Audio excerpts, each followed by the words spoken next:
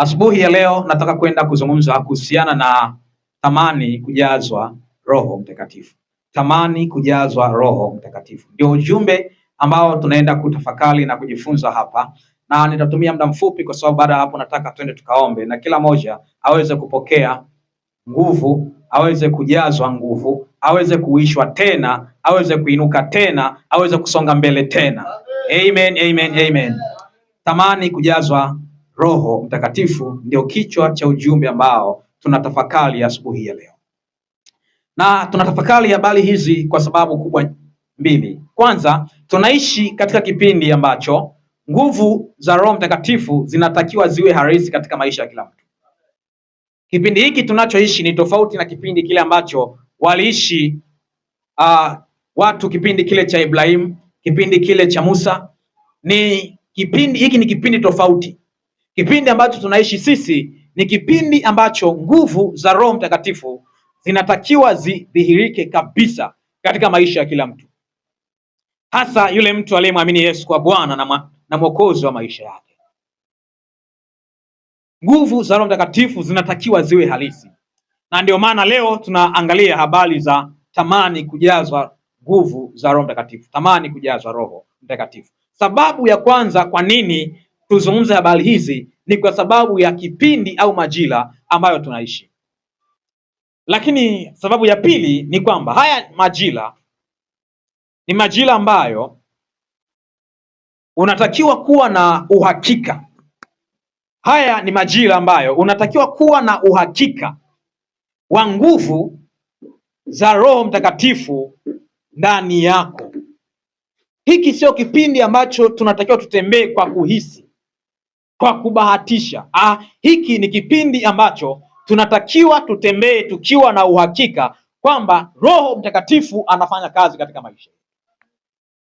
Na ndio maana nilipopata msukumo wa kuzungumzia habari hizi, nikaona ni habari ambazo tunapaswa kukumbushana, kuzungumza na kutafakari pamoja asubuhi ya leo. Unajua, kuna wakati unaweza ukafanya vitu ukiwa na uhakika, lakini uhakika huo ukawa hauwezi kukusaidia. Ukawa kama yule mtu aliyeenda shambani kupanda kashamba. Lakini kuna wakati mwingine ambao unaweza kuwa unafanya vitu na ukafanya vitu ukiwa na uhakika kwamba kile unachokifanya kinakuletea matokeo. Bwana Yesu asifiwe. Haleluya, haleluya.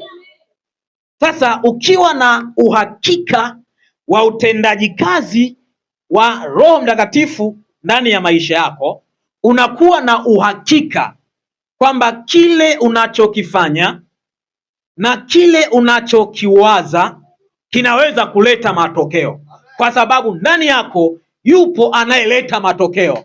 Bwana Yesu asifiwe sana. Haleluya, haleluya. Unaweza ukafanya vitu vikaleta matokeo kwa sababu ndani yako iko nguvu inayoleta matokeo.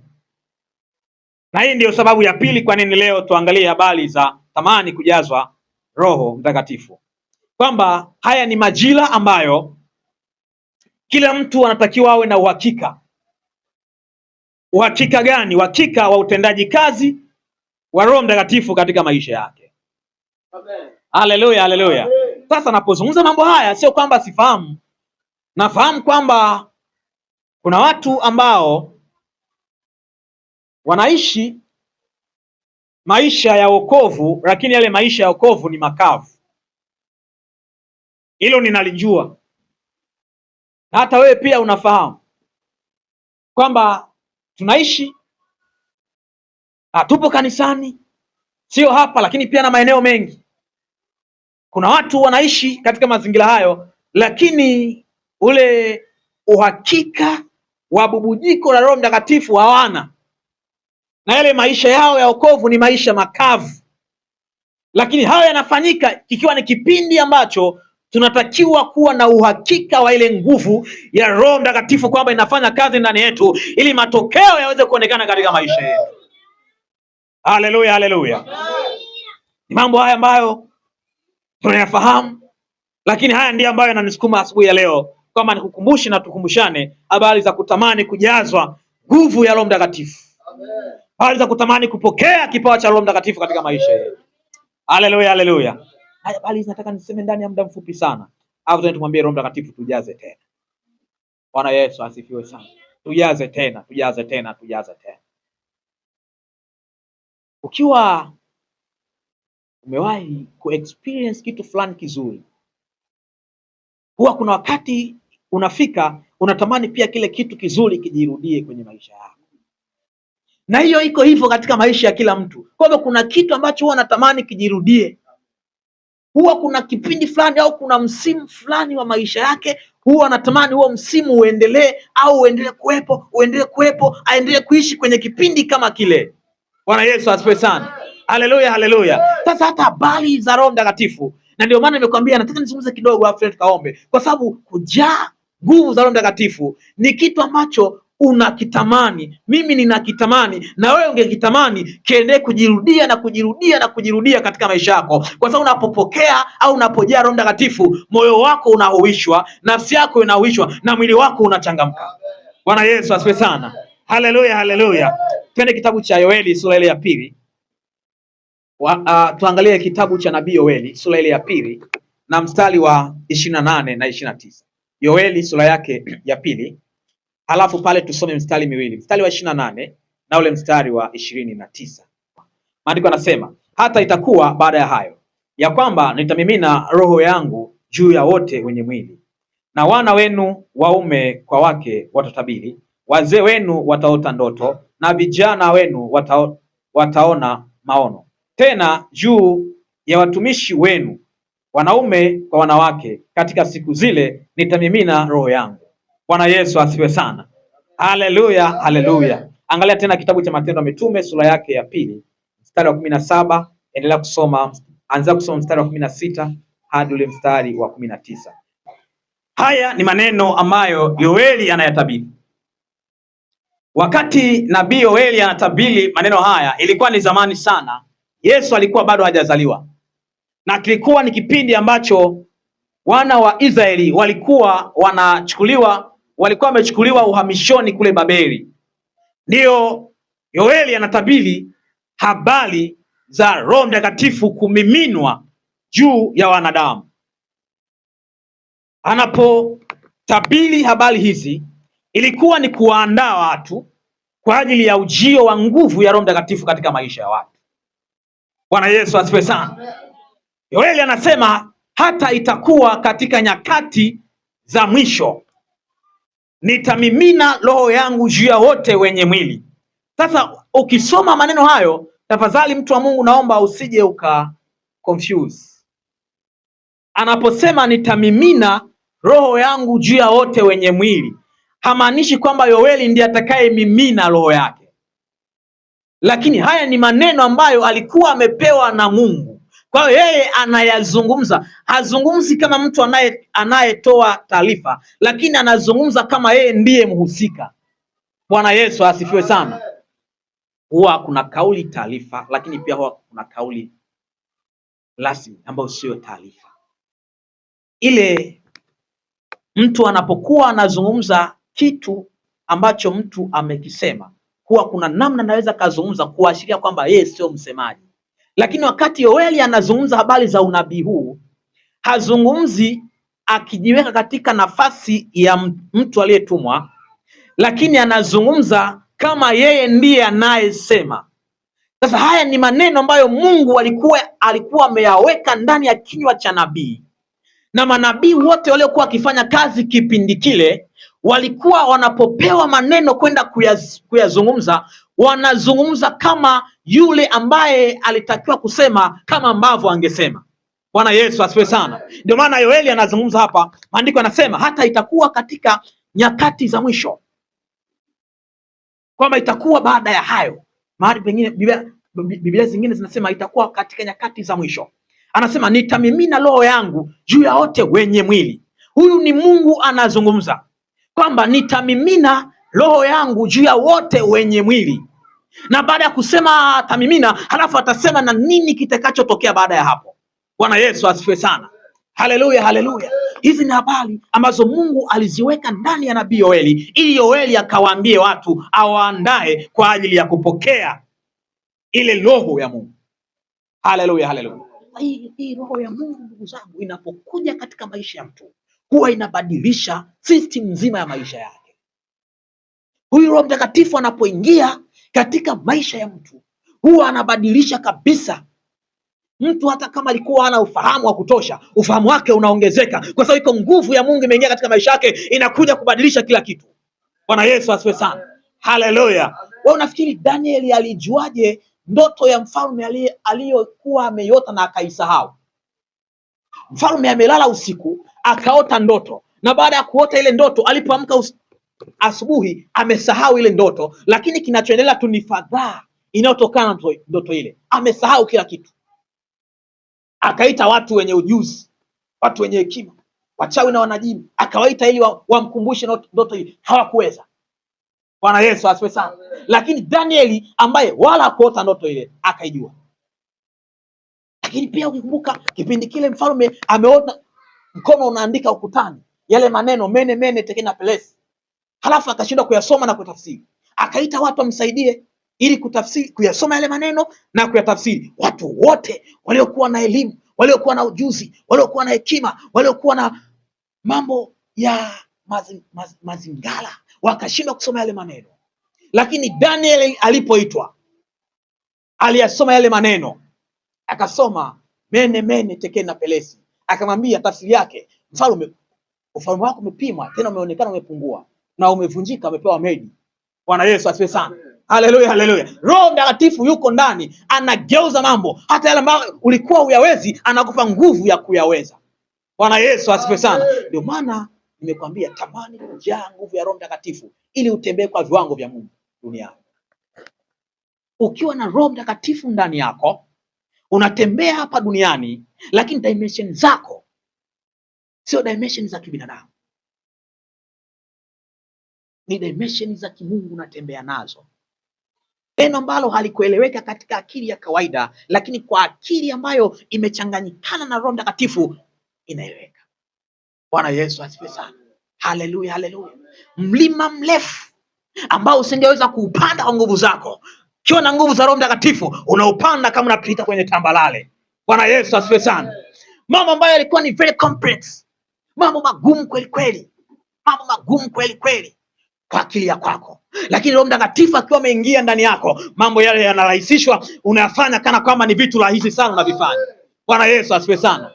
Haleluya. Kwa maana tamani kujaa nguvu ya Roho Mtakatifu. Rudi hapa. Wakati Yoeli alipokuwa ametabiri yale maneno, iliendelea kuwa ajenda. Iliendelea kuwa ajenda. Ile ajenda ya Roho Mtakatifu baada ya Yoeli kutabiri, ile ajenda ikaendelea. Watu wakaendelea kuizungumza. Kwa nini? Kwa sababu ilikuwa baadaye inatakiwa ije kuwa halisi katika maisha ya watu. Haleluya. Jiambie kwamba natamani kujaa nguvu za Roho Mtakatifu. Na uhakikishe kwenye maisha yako kila siku wewe sio mtu wa kawaida. Roho Mtakatifu yuko ndani yako, anakuongoza. Haleluya. Ile inaendelea kuwa ajenda. Ndio maana unamsikia Petro wakati alipokuwa amesimama katikati ya wenzake baada ya Roho Mtakatifu kushuka, anazungumza, anawaambia watu, ndio yale maneno tulisoma katika kitabu cha Matendo ya Mitume sura ile ya 2. Anawaambia hizi habari ndio zile ambazo Yoeli alizisema mapema kwamba hata itakuwa katika nyakati hizi kwamba nitamimina roho yangu juu ya wote wenye mwili.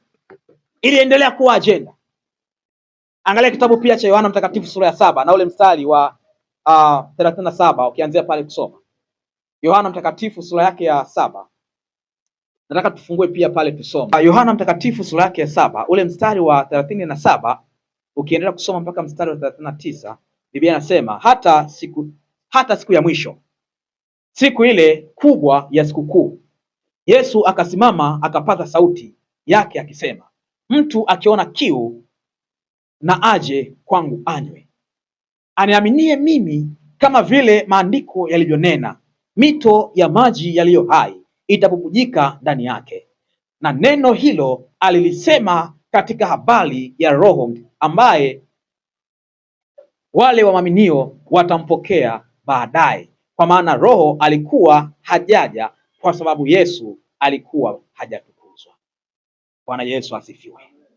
Yesu huyu anazungumza, anawaambia basi yeye aonaye kiu aje kwangu anywe. Aje anywe. Anasema aniaminie mimi, kama maandiko yanavyosema, maji, mito ya maji yaliyo hai itabubujika ndani yake. Habari hizi alizizungumza kwa habari ya Roho Mtakatifu.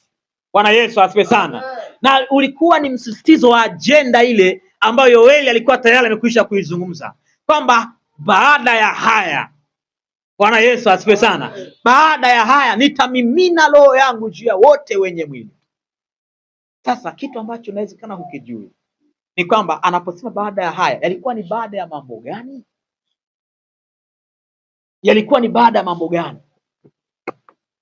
Yoeli alikuwa anazungumza, na anaposema kwamba itakuwa baada ya haya, alikuwa anamaanisha haya, tafsiri yake ni Yesu kuja kuishi duniani kama mwanadamu, baadaye kwenda kusulubiwa msalabani, kuzikwa, kufufuka. Ndiyo baada ya haya ambayo Yoeli anaisema.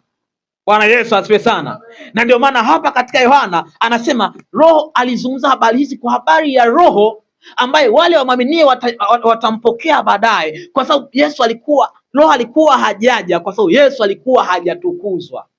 Bwana Yesu asifiwe sana. Maana yake yale ambayo Yoeli anasema kwamba baada ya haya bado hayajaisha. Bwana Yesu asifiwe sana. Haleluya, haleluya. Bado hayajaisha, lakini baadaye yalipoisha ndio Roho Mtakatifu akashuka. Kitabu cha Matendo ya Mitume sura ya 2 mstari wa 1 hadi 4. Ndio kwamba baada ya haya ambayo Yoeli alisema sasa imekamilika, Roho Mtakatifu anashuka. Matendo ya Mitume sura yake ya 2 mstari wa 1 hadi ule wa 4. Maandiko yanasema hata ilipotimia siku ya Pentekoste, walikuwapo mahali pamoja wamekusanyika, kukatokea ghafla uvumi kama uvumi wa upepo. Hapo sasa ndiyo ile baada ya haya imekamilika. Yesu amekwenda msalabani, amekufa, amezikwa, amefufuka. Alipofufuka zilipopita siku 50, na ndio tafsiri ya neno Pentekoste. Pentekoste manake siku ya 50. Bwana Yesu asifiwe sana. Sasa zilipopita zile siku 50 baada ya Yesu kufufuka, ndiyo yale maneno ambayo Yoeli aliyasema sasa yakatimia.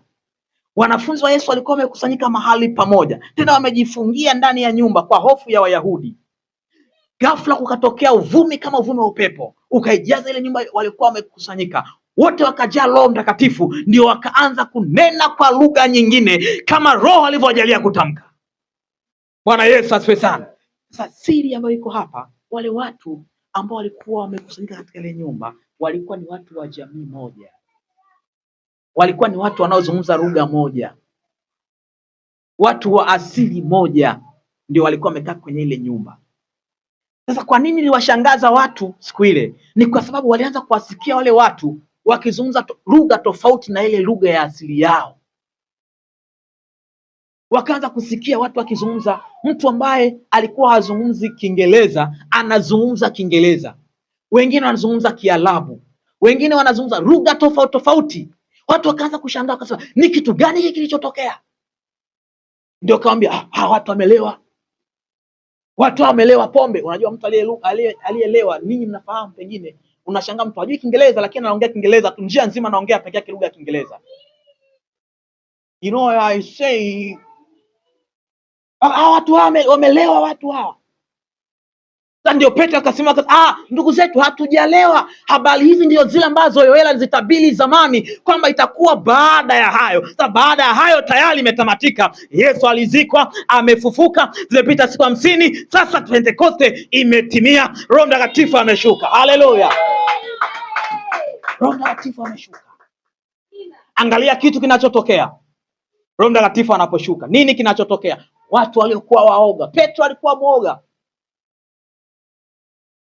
very weak person, very weak person. Petro mwoga kweli kweli, anasimama katikati ya watu 3,000 anaanza kuzungumza maneno kwa ujasiri. Hii ni kazi ya Roho Mtakatifu. Bwana Yesu asifiwe sana. Petro ambaye aliogopa kijakazi. Unakumbuka siku ile Yesu alipokuwa amekamatwa, yupo ndani ya Praterio, Petro yuko na watu wanaota moto huko nje, akaja binti akasema huyu naye ni miongoni mwa wanafunzi wa Yesu. Petro akaogopa mpaka kufikia hatua ya kumkana Yesu. Akasema, Yesu, mimi simjui huyu anasema. Simjui. Yule dada anazidi kusitiza, angalia hata kuongea kwake. Petro akasema bora ningekaa kimya. Angalia hata kuongea kwake. Petro akasema inabidi niondoke hapa kwenye moto. Ende nje. Alipoanza kutembea, angalia na kutembea kwake kama Yesu.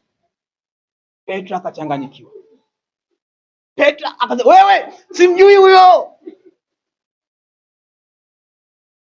Alipotoka nje Petro akakumbuka, Yesu aliniambia kwamba kabla jimbi hajawika nitamkana mara 3. Petro akalia kwa machozi na pale pale akasamehewa. Bwana Yesu asifiwe sana. Kwa Petro alikuwa ni mtu dhaifu, alikuwa ni mtu mwoga, lakini angalia, baada ya siku ya Pentekoste anasimama katikati ya watu, tena anaanza kuambia maneno magumu, yale magumu. Anaanza kuambia yule Yesu mliyemsulubisha ndiye ambaye ameyafanya mambo haya mnayoyaona, kwa sababu Mtakatifu alikuwa ameshuka tayari, amempa ujasiri. Haleluya, haleluya. Mtu wa Mungu, tamani kujaa nguvu hii. Ukijaa hii nguvu utatembea hapa duniani kwa ujasiri mwingi. Haleluya. Sasa nataka nikwambie mambo matatu ya muhimu kutokana na unabii wa Yoeli, alafu twende tukaombe. Nikupitishe kwenye mambo muhimu kuhusu unabii wa Yoeli sura ya 2 mstari wa 28 hadi 29. Wale mnaoandika andikeni hivyo hivyo, mambo muhimu kuhusu unabii wa Yoeli sura ya 2 mstari wa 28 hadi 29. Mambo muhimu kuhusu unabii wa Yoeli sura ya 2 mstari wa 28 hadi 29. Tuangalie hapo, nitakwambia mambo matatu halafu tutaenda kuomba. Jambo la kwanza la muhimu kutoka kwenye unabii huu ni kwamba Yoeli alizungumza habari za siku ya Pentekoste. Jambo la kwanza la muhimu, Yoeli wakati anatabiri miaka mingi kabla, alikuwa anazungumza habari za siku ya Pentekoste. Alikuwa anazungumza habari za siku ya Pentekoste. Yoeli alikuwa anazungumza habari za siku ile ya 50 baada ya Yesu kufufuka. Alikuwa anasema kwamba nitamimina roho yangu juu ya wote wenye mwili. Lakini alichokuwa anakizungumzia wakati ule, alikuwa anazungumza jambo litakalotokea siku ya 50 baada ya Yesu kufufuka. Unajua, Yesu alipofufuka kutoka kaburini alikaa siku chache hapa duniani akiwaimarisha wanafunzi wake, na baadaye aliondoka. Alikaa nao siku 40, baadaye akaondoka. Alipoondoka, zilipopita siku 10, ndio Roho Mtakatifu akashuka. Sasa habari hizo Yoeli alizizungumza katika unabii huu ambao Yoeli anausema. Alikuwa anazungumzia habari za kuja kwa Roho Mtakatifu ile siku ya Pentekoste, na hapo alikuwa anaweka bayana mwanzo wa ishara na maajabu kutokea katika maisha ya watu kwa njia ya Roho Mtakatifu. Ndio maana unapoisoma ile mstari wa 28 utasikia maandiko yanasema kwamba wana wenu watatabiri. Wana wenu watatabiri. Anasema wazee wenu wataota ndoto na vijana wenu wataona maono. Anazungumza kwamba nini kitakachotokea baada ya Roho Mtakatifu kushuka. Bwana Yesu asifiwe sana. Na jambo hilo lilitendeka na lilikuwa bayana katika kile kitabu cha Matendo ya Mitume sura ya 2 mstari wa 1 hadi ule wa 4. Tulikwisha kusoma, tusirudie kusoma. Kwa jambo la kwanza la muhimu, ndugu zangu, ambalo Yoeli analizungumza katika unabii wake, alikuwa anawajulisha watu, lakini pia anaweka bayana juu ya jambo hili ambalo litakuja kutokea baadaye. Sasa tangu lilipotokea siku ile ya 50 ndio kwamba linaendelea mpaka leo. Ishara na ajabu zinaenda kuonekana, lakini watu wanaendelea kupokea kipawa cha Roho Mtakatifu na kutembea katika Roho Mtakatifu. Bwana Yesu asifiwe sana. Bwana Yesu asifiwe. Je, unatembea katika Roho Mtakatifu, mtu wa Mungu? Je, kipawa cha Roho Mtakatifu kipo hai katika maisha yako? Haya ni majira ambayo sio majira ya kubahatisha. Hiki sio kipindi cha kubahatisha nguvu ya Mungu, ni kipindi cha kuisikia nguvu ya Mungu ikitembea katika maisha yetu. Bwana Yesu asifiwe sana. Haleluya, haleluya. Jambo la pili la muhimu, jambo la pili la muhimu kutoka kwenye ule unabii wa Yoeli. Jambo la pili la muhimu, jambo la pili ni hili kwamba Roho Mtakatifu ni kwa ajili ya watu wote. Jambo la pili ambalo linabainika katika ule unabii wa Yoeli ni kwamba Roho Mtakatifu ni kwa ajili ya watu wote, ni kwa ajili ya watu wote. Roho Mtakatifu sio kwa ajili ya watu fulani. Watu wengine wanafikiri kwamba Roho Mtakatifu ni kipawa kwa ajili ya viongozi wa kanisa peke yake.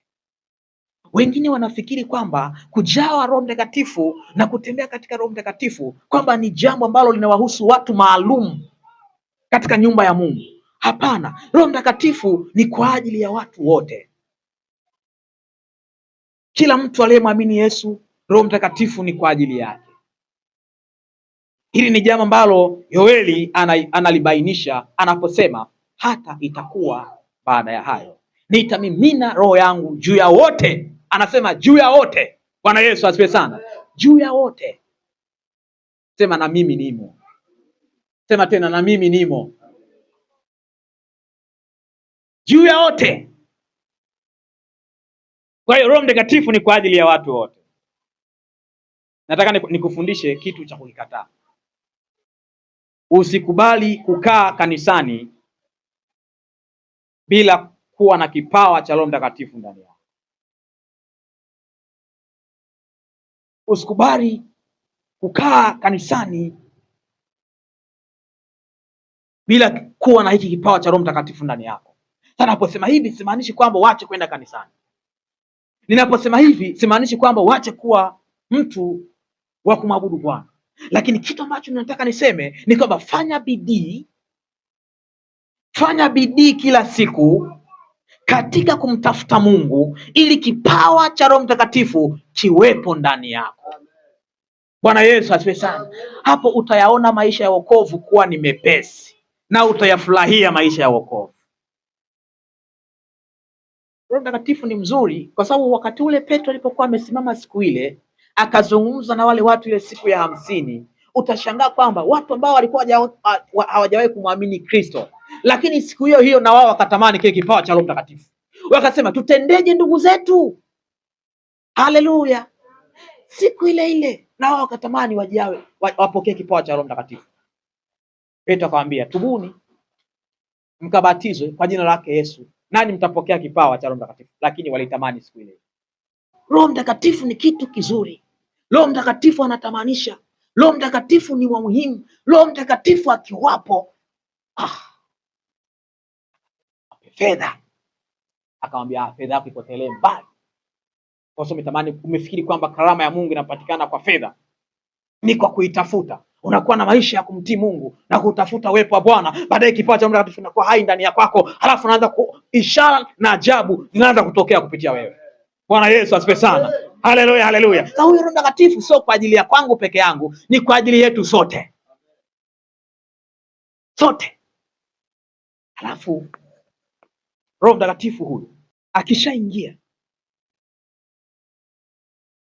kama kulikuwa na wageni wanaondoka, yeye anachukua nafasi. Jambo la tatu na la mwisho la muhimu. Jambo la tatu na la mwisho katika ule unabii wa Yoeli sura ile ya 2 mstari 28 hadi 29. Jambo la tatu la muhimu ni kwamba nguvu za Roho Mtakatifu, nguvu za Roho Mtakatifu zitakusaidia vile vile ulivyo.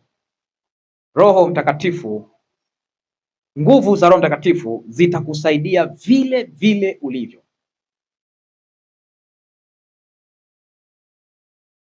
Ili Roho Mtakatifu aoperate, atembee ndani yako, hautakiwi ubadilike kuwa mtu special au kuwa mtu maalum,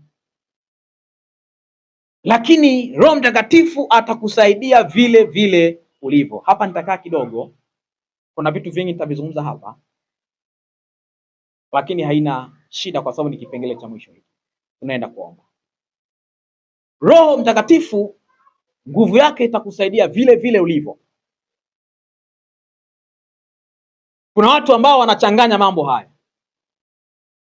Mtu mwingine anafikiri ili Roho Mtakatifu aweze kudhihirika ndani yake inabidi abadilishe namna ya kuongea, na ndio maana mwingine anabadilisha, anapoomba anabadilisha namna ya maombi yake, mwingine anabadilisha sauti ili kwamba Roho Mtakatifu ashuke ndani yake. Roho Mtakatifu haji kubadilisha vile ulivyo, ila Roho Mtakatifu anakuja kusaidia vile ulivyo uwe bora.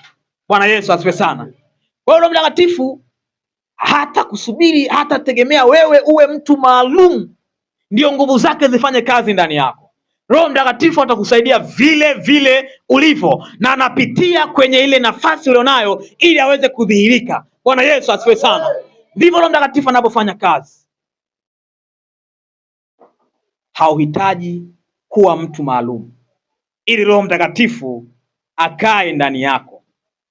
Wengine wanabadilisha namna ya kutembea, wengine wanabadilisha namna ya kuomba, wengine wanaangalia mtu fulani ambaye amejaa nguvu nyingi za Roho Mtakatifu, anapokuwa naomba namna anavyofanya, nao wanaanza kufanya mazoezi, wafanye kama vile anavyofanya na yeye, ili na wao waweze kuwa na nguvu. Na tumekuwa na hiyo generation.